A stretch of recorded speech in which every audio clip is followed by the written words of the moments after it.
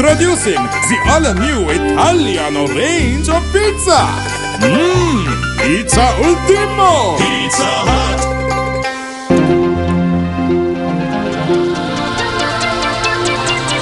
வணக்கம். நீங்கள் இணைந்து கொள்வது இலங்கையின் முதற்தர செய்தி வழங்குனர் நியூஸ் ஃபர்ஸ்டின் பிரதான செய்திகளோடு உங்களோடு இணைந்து கொண்டிருக்கும் நாங்கள் ஜெனி ஜீவராஜ், ஜெஃப்ரி ஜெபதார்ஷன். விரிவான செய்திகளுக்கு செல்லும் முன்னர் முதலில் இன்றைய தலைப்புச் செய்திகள்.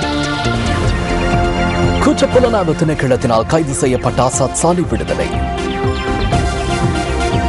பல கோடி ரூபாய் பண மோசடியில் ஈடுபட்ட சக்தி ரணசிங்கவிற்கு பிணை. கொள்கை வட்டி வீதத்தை குறைப்பதற்கு மத்திய வங்கி தீர்மானம். தெற்காசியாவிற்கு சிறந்த எதிர்காலம் ஒன்று உள்ளமை புலப்படுவதாக ஐரோப்பிய ஒன்றியத்தின் இலங்கைக்கான தூதுவர் தெரிவிப்பு. தடுப்பு காவல் உத்தரவின் பேரில் குற்றப்புலனாய்வு திணைக்களத்தினால் தடுத்து வைக்கப்பட்டிருந்த கொழும்பு மாநகர முன்னாள் பிரதி மேயர் ஆசாத் சாலி இன்று விடுதலை செய்யப்பட்டுள்ளார். கொழும்பில் உள்ள தனியார் வைத்தியசாலை ஒன்றில் தற்போது அவர் சிகிச்சை பெற்று வருகின்றார். குற்றப்புலனாய்வு திணைக்களத்தினால் கைது செய்யப்பட்டு தேசிய வைத்தியசாலையில் அனுமதிக்கப்பட்டிருந்த ஆசாத் சாலி விடுதலை செய்யப்பட்டதனை அடுத்து மேலதிக சிகிச்சைகளுக்காக தனியார் வைத்தியசாலையில் சேர்க்கப்பட்டுள்ளார். கடந்த சில நாட்களாக உணவு உட்கொள்ளாத காரணத்தினால் ஆசாத் சாலியின் உடல் நலம் குன்றியுள்ளதாக அவரின் குடும்ப உறவினர்கள் கூறுகின்றனர். வைத்தியசாலையில் அனுமதிக்கப்பட்டிருந்த நிலையில் ஆசாத் சாலி ஊடகங்களுக்கு கருத்து தெரிவித்தார். பௌத்த, இந்து, கிறிஸ்தவ, முஸ்லிம், ஷமியத்துல் உலமா, முஸ்லிம் சமய போதகர்கள், வெளிநாட்டு தூதுவர்கள், சர்வதேச நிறுவனங்கள் என அனைவரும் எனது விடுதலைக்காக செயற்பட்டனர். அவர்களுக்கு நான் நன்றி தெரிவித்துக் கொள்கிறேன். நான் இந்த நாட்டிற்கு எவ்வித பாதிப்பையும் ஏற்படுத்தவில்லை. தாய் நாட்டை நான் நேசிக்கிறேன்.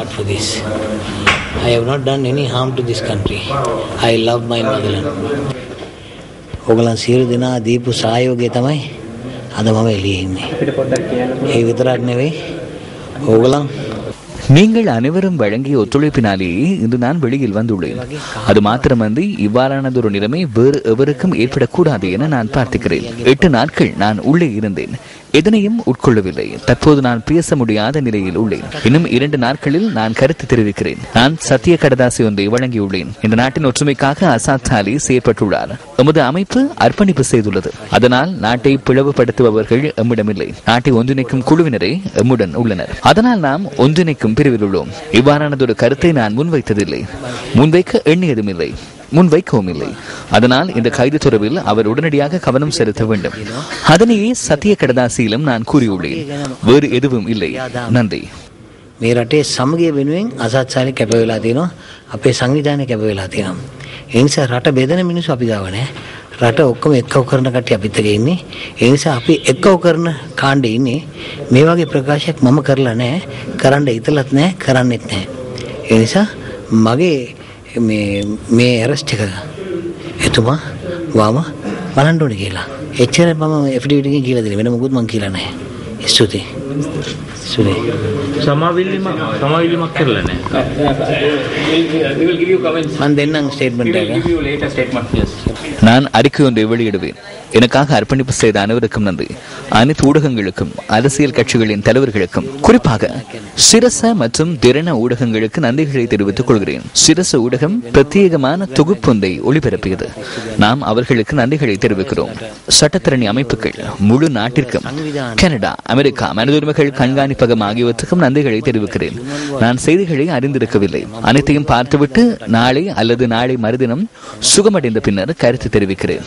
நன்றி. இதேவேளை ஆசாத் சாலி சார்பில் அவரின் குடும்ப உறுப்பினர்கள் உயர்நீதிமன்றத்தில் தாக்கல் செய்த 2 அடிப்படை உரிமை மனுக்களின் முதலாவது மனு இன்று வாபஸ் பெறப்பட்டது. இந்த மனு உயர்நீதிமன்றத்தில் இன்று பரிசீலனைக்கு எடுத்துக் கொள்ளப்பட்டது. ஆசாத் சாலியின் உறவினர்கள் தாக்கல் செய்த 2வது அடிப்படை உரிமைகள் மனு மீதான பரிசீலனை எதிர்வரும் 28ஆம் தேதி வரை ஒத்திவைக்கப்பட்டுள்ளது. கொரோனாவை சாலமுள்ள பகுதியில் உள்ள வீடொன்றில் இருந்த சந்தர்ப்பத்தில் கடந்த 2ஆம் தேதி குற்ற புலனாய்வு திணைக்களத்தினரால் ஆசாத் சாலி கைது செய்யப்பட்டார். பின்னர் பயங்கரவாத தடை சட்டத்தின் கீழ் அவர் கைது செய்யப்பட்டதாக 100 கோடி ரூபாவுக்கு மேற்பட்ட நிதியை மோசடி செய்த குற்றச்சாட்டின் பேரில் விளக்கமறியலில் வைக்கப்பட்டிருந்த சக்வித்தி ரணசிங்க என அழைக்கப்படும் சந்தன வீரகுமாரவுக்கு இன்று பிணை வழங்கப்பட்டுள்ளது. சந்தேக நபர் நுகேகுடை நீதிவான் நீதிமன்றத்தில் இன்று முற்பகல் ஆஜர்படுத்தப்பட்ட சந்தர்ப்பத்தில் இந்த உத்தரவு பிறப்பிக்கப்பட்டுள்ளது. நுகேகுட நீதிவான் அஜித் மாசிங்க முன்னிலையில் இன்று மீண்டும் ஆஜர்படுத்தப்பட்ட சந்தர்ப்பத்தில் சக்விதி ரணசிங்க 5 லட்சம் ரூபாய் ரொக்கப்பிணையிலும் 25 லட்சம் ரூபாய் வீதம் 2 சரீரப்பிணைகளிலும் செல்வதற்கு அனுமதி வழங்கப்பட்டுள்ளது. சரீரப்பிணைக்காக முன்னிற்கும் இருவரும் நுகேகுட நீதிமன்ற அதிகாரத்துக்குட்பட்ட பகுதியில் வசிப்பவர்களாக இருக்க வேண்டும் என பிணை நிபந்தனைகளில் குறிப்பிடப்பட்டுள்ளது. அத்துடன் சனிக்கிழமை தோறும் குற்றப்புலனாய்வு திணைக்களத்தின் வணிக குற்றப்புலனாய்வு பிரிவுக்கு சமூகம் அளிக்க வேண்டும் எனவும் சந்தேக நபருக்கு நீதிமன்றம் உத்தரவிட்டுள்ளது. இந்த நிலையில் இணைய குற்றச்சாட்டுகளுக்காக சக்விதி ரணசிங்கவிற்கு மேல் நீதிமன்றத்தினால் விதிக்கப்பட்ட சிறை தண்டனை காலம் நிறைவடையும் வரை அவர் சிறை தண்டனையை அனுபவிக்க நேரிட்டுள்ளது.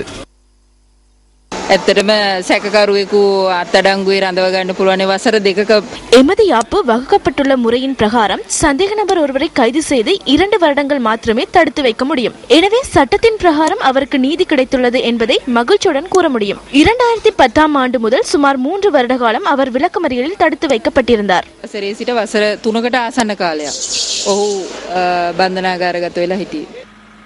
தனியார் நிதி நிறுவனத்தை நடத்தி வந்ததுடன் அதில் வைப்பீடு செய்தவர்களின் 100 கோடி ரூபாவுக்கும் மேற்பட்ட பணத்தை மோசடி செய்த குற்றச்சாட்டின் பேரில் சக்விதி ரணசிங்க 2010ஆம் ஆண்டு ஆகஸ்ட் மாதம் கைது செய்யப்பட்டார். சக்விதி ரணசிங்கவின் மனைவியும் கைது செய்யப்பட்டு விளக்கமறியலில் வைக்கப்பட்டிருந்ததுடன் அவர் சுமார் 1.5 மாதங்களுக்கு முன்னர் பிணையில் விடுவிக்கப்பட்டிருந்தார். சக்விதி ரணசிங்கவின் மனைவியும் கைது செய்யப்பட்டு விளக்கமறியலில் வைக்கப்பட்டிருந்ததுடன் அவர் சுமார் 1.5 மாதங்களுக்கு முன்னர் பிணையில் விடுவிக்கப்பட்டிருந்தார். அரச இரசாயன பகுப்பாய்வாளர் திணைக்களத்தின் புதிய ஆய்வுக்கூடம் மற்றும் அலுவலக தொகுதி ஜனாதிபதி மஹிந்த ராஜபக்சவினால் இன்று திறந்து வைக்கப்பட்டது. பத்திரமுள்ள பலபத்தையில் அமைந்துள்ள இந்த ஆய்வுக்கூட கட்டட தொகுதி நவீன தொழில்நுட்ப வசதிகளை கொண்டதாக அமைக்கப்பட்டுள்ளது.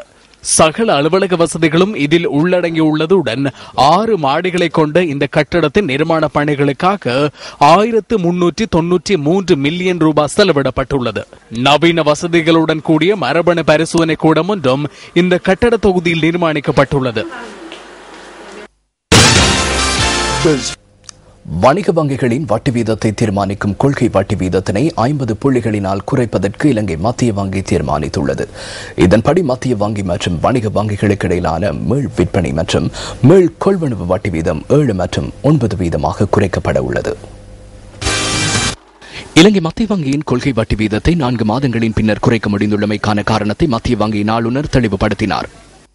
මුදල් මණ්ඩලයට පෙනී ගිහිලා තිබෙනවා. දැන් වෙනකොට අප රටේ තිබෙන நாட்டில் தற்போதுள்ள பணவீக்க நிலைமை அனைத்து மட்டங்களிலும் குறைவடைந்துள்ளமை குறித்து நிதிச்சபை அறிந்துள்ளது. நாட்டின் அபிவிருத்தி வேகத்தை அதிகரிப்பதற்கான தேவை எமக்குள்ளது. நாட்டில் உள்ள வட்டி வீதத்தை குறைக்க வேண்டிய நிலைமை ஒன்று உருவாகியுள்ளது. அதனாலேயே கொள்கை வட்டி வீதத்தை குறைப்பதற்கு நிதிச்சபை தீர்மானித்துள்ளது. ප්‍රතිපත්තිමය පොලි අනුපාතය අඩු කිරීමට கொள்கை வட்டி வீதம் குறைக்கப்படுகின்ற சந்தர்ப்பத்தில் அதற்கேற்ப வணிக வங்கிகளினதும் வட்டி வீதம் குறைக்கப்பட வேண்டும் என்கின்ற போதிலும் கடந்த டிசம்பர் மாதம் மேற்கொள்ளப்பட்ட கொள்கை வட்டி வீத மாற்றங்களின் போது வணிக வங்கிகளால் வட்டி வீதம் குறைக்கப்படவில்லை. முதல் 2-3 மாதங்களில் வங்கிகளின் வட்டி வீதம் குறைவடையாவிடனும் அதன் பின்னர் படிப்படியாக வட்டி வீதம் குறைவடைந்தமையை எம்மால் அவதானிக்க கூடியதாக இருந்தது. டிசம்பர் மாதமளவில் மேற்கொள்ளப்பட்ட கொள்கை வட்டி வீதத்திற்கு தேவையான நிலைமை இன்று உருவாகியுள்ளது என்பதை எம்மால் கூறக்கூடியதாக உள்ளது. அரசாங்க கைத்தொழில்களில் 8 வகையான கைத்தொழில்கள் செயலிழந்துள்ளதாக நிதி அமைச்சு குறிப்பிட்டுள்ளது. எதிர்க்கட்சியினால் பாராளுமன்றத்தில் இன்று எழுப்பப்பட்ட கேள்விக்கு பதிலளித்த போதே இவ்வாறு தெரிவிக்கப்பட்டுள்ளது. செயலிழந்துள்ள கைத்தொழில்களில் 8இல் 4 முற்றாக நிறுத்தப்பட உள்ளதாக பிரதி நிதியமைச்சர் கலாநிதி சரத் அமனுகம பாராளுமன்றத்தில் குறிப்பிட்டார். ஜனதா உர நிறுவனம், ஹிங்குரான சீனி தொழிற்சாலை, இலங்கை இறப்பர் உற்பத்தி மற்றும் ஏற்றுமதி கூட்டுத்தாபனம், இலங்கை ஃபேப்ரிக் நிறுவனம் ஆகிய கைத்தொழில் நிறுவனங்கள் அவற்றுள் அடங்குவதாக பிரதி அமைச்சர் தெரிவித்தார். இது தவிர கந்தலாய் சீனி தொழிற்சாலை, லங்கா சலுசல கூட்டுறவு மொத்த விற்பனை கூட்டுத்தாபனம் மற்றும் வரையறுக்கப்பட்ட அரச வணிக கூட்டுறவு மொத்த விற்பனை நிறுவனம் ஆகியனவும் செயலிழந்துள்ளன. இந்த 4 நிறுவனங்களும் ஸ்திரமான நிலைக்கு மீள கொண்டுவரப்பட நடவடிக்கைகள் எடுக்கப்படும் என நிதி அமைச்சு குறிப்பிட்டுள்ளது. 2012ஆம் ஆண்டின் டிசம்பர் மாதம் 31ஆம் தேதி அன்று குறிப்பிட்ட 8 நிறுவனங்களும் 3500 மில்லியன் ரூபாவுக்கும் அதிகமான நட்டத்தை எதிர்நோக்கியிருந்ததாக சபையில் சுட்டிக்காட்டப்பட்டுள்ளது. சர்வதேச விளையாட்டு ஒளிபரப்பு உரிமையை அரசு தொலைக்காட்சி நிறுவனங்களுக்கு மேலதிகமாக தனியார் தொலைக்காட்சிகளுக்கும் வழங்குவது தொடர்பில் ஜனநாயக தேசிய கூட்டமைப்பின் பாராளுமன்ற உறுப்பினர் அன்ருகுமார் திசாநாயக்க பாராளுமன்றத்தில் இன்று கேள்வி எழுப்பினார். இந்த கேள்விக்கு பதில் அளிப்பதற்கு விளையாட்டுத்துறை அமைச்சர் சபையில் இருக்கவில்லை என்பதுடன் இந்த கேள்வியை தான் 4வது தடவையாக வினவுவதாகவும் அவர் சுட்டிக்காட்டினார். மதிப்புக்குரிய சபாநாயகர் அவர்களே, தயவு செய்து இந்த விடயம் குறித்து கவனம் செலுத்துங்கள். இந்த கேள்வி பாராளுமன்றத்தில் 4வது தடவையாக வினவப்படுகிறது. இது அறிக்கை சமர்ப்பிக்கப்பட வேண்டியது அல்ல, கணக்காய்வுகளை சமர்ப்பிக்க வேண்டிய விடயமோ அல்ல. சர்வதேச விளையாட்டு ஒளிபரப்பு உரிமை அரசு தொலைக்காட்சி நிறுவனங்களுக்கு மேலதிகமாக தனியார் தொலைக்காட்சி நிறுவனங்களுக்கு வழங்கப்பட்டுள்ளதா? தொலைக்காட்சிகளை பார்க்கும் போதே அதனை கூற முடியும். ஆம், அது எவ்வாறு வழங்கப்பட்டது? உரிய கேள்வி மனக்கோரலின் ஊடாக அது வழங்கப்பட்டது என்று கூறுவார்கள். அந்த ஒளிபரப்பு உறுப்புரிமை வழங்கப்படும் போது பின்பற்றப்பட்ட நடைமுறை என்ன? எதற்கு பதிலளிக்க முடியாது என்பதனால் இந்த கேள்விக்கான பதிலை அளிக்காது அதிலிருந்து பின்வாங்குவதாக தெரிய வருவது யாதெனில், තුමත් කිරමේ මේක අපේ සංවිධායකතුමත් 4වෙනි වතාව මෙතුමා තමයි ඉල්ලන්නේ හැමදාම. අපි ඒක අවධානය යොමු කරන්නම් එමෙතුමාට පැමිණ උත්තර දෙන්න. மாத்தளை மனித புதைக்குழி தொடர்பில் சில நாட்களுக்கு முன்னர் விசேட கவனம் செலுத்தப்பட்டிருந்தது. இந்த எச்சங்கள் யாருடையது, எந்த காலத்திற்கு சொந்தமானது என தொடர்ந்து பல்வேறு கருத்துக்கள் தெரிவிக்கப்படுகின்றன.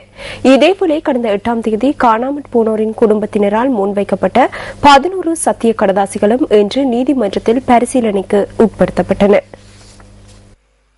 மாத்தளை மனித புதைக்குழியில் தமது குடும்ப அங்கத்தவர்களது எச்சங்கள் காணப்படுகின்றன என்ற நம்பிக்கையில் உறவினர்களால் நீதிமன்றத்தில் முன்வைக்கப்பட்ட 11 சத்திய கடதாசிகளும் மாத்தளை நீதவான் சத்துரிகா டி சில்வா முன்னிலையில் இன்று பரிசீலனைக்கு உட்படுத்தப்பட்டன.